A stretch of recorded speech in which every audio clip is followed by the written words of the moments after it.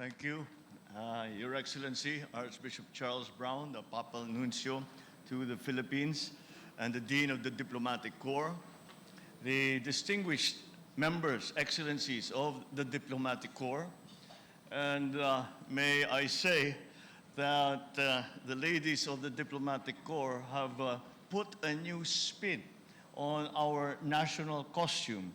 And I think with the help of some of our local designers have created a wonderful spectacle. So the gentlemen of the Diplomatic Corps, we're going to have to pick up our game. I will go after this evening. We will go and make sure that we too can preen like peacocks, like the ladies this evening. First Lady Luis Araneta Marcos, Senate President Juan Miguel Zubiri, House Speaker, Speaker Martin Romualdez, the Secretary for Foreign Affairs, Ricky Manalo, my fellow colleagues in government, honorable guests, ladies and gentlemen. Good. I am honored to welcome you all today to celebrate the 125th anniversary of the Declaration of Philippine Independence. This is a momentous occasion that marks our nation's unwavering spirit and resilience amidst adversity. The road to our independence was one that was long and perilous, and one that asked for the ultimate sacrifice of our forebears. We remember our National Day every year with a sense of gratitude to the men and the women that ushered our country, into our country, the hard-fought freedom from the clutches of tyranny and colonialism.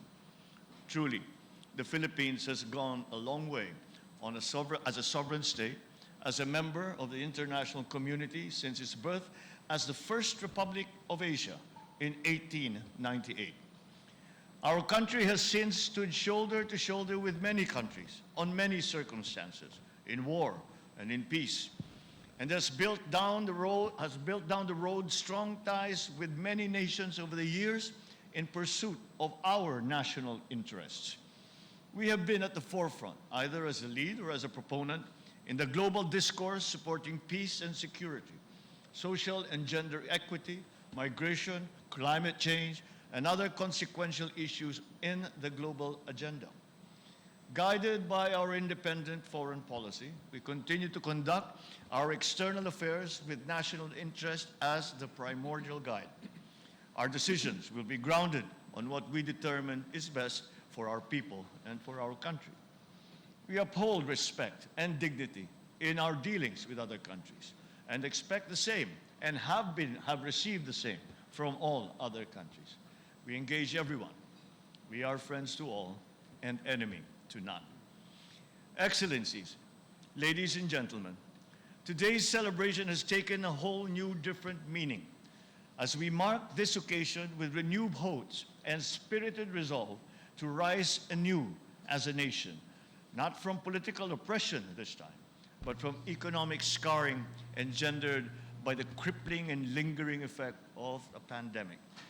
That is why, as a way to honor our forebears, it is my duty as President to keep this House in order and to steer the country to a high growth path whose effect will be felt by each and every ordinary Juan de la Cruz.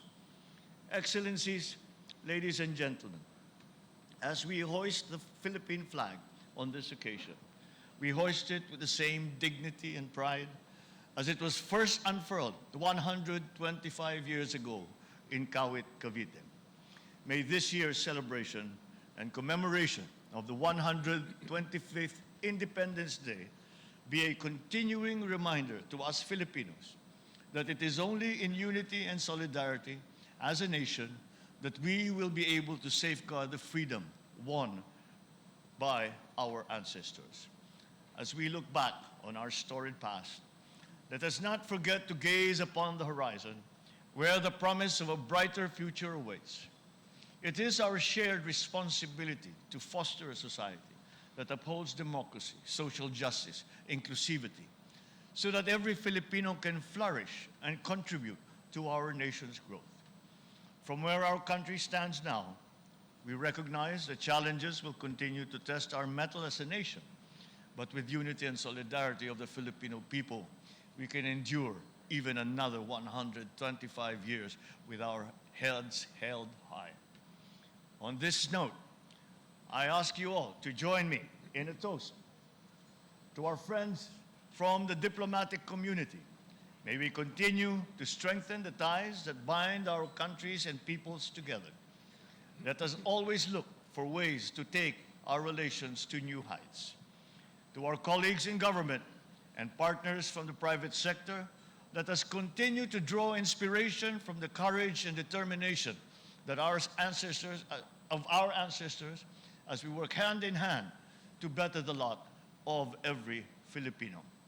Excellencies, ladies and gentlemen, mabuhay po kayo, mabuhay ang Pilipinas, mabuhay ang Pilipino.